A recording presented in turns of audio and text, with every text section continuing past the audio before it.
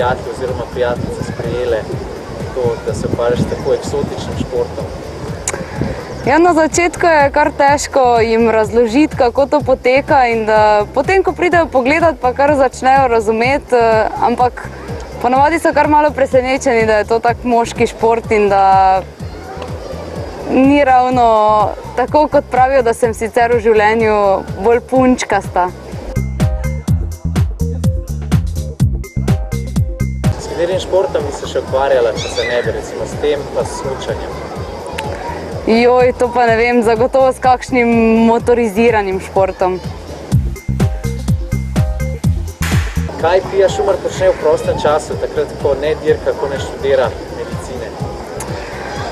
Takrat se Pia Šumar druži z prijatelji, sicer pa tega časa ni ravno veliko, tako da je kar vse napolnjeno z dirkami ali pa z učenjem. Saj mi to tudi predstavlja nekako dirkanje, užitek in pa sproščanje.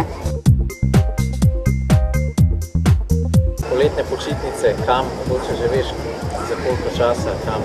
V bistvu še ne vem, nekako so ves čas dirke, tako da bom izkoristila mogoče nekaj dni med enim in drugim tekmovalnim vikendom, ampak ne vem še kdaj.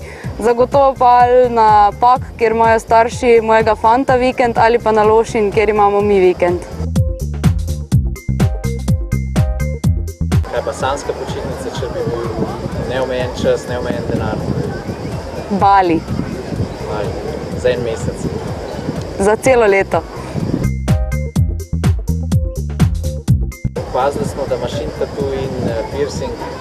Kako da si se odločila za te dve mesti? Zakaj za metuljčka recimo pri tatuju? Ne vem, metuljček mi je bil preprosto všeč in mislim, da paše tukaj na nartu, tako da sem se odločila v kombinaciji z mestom, kjer sem si ga dala delati, za metuljčka.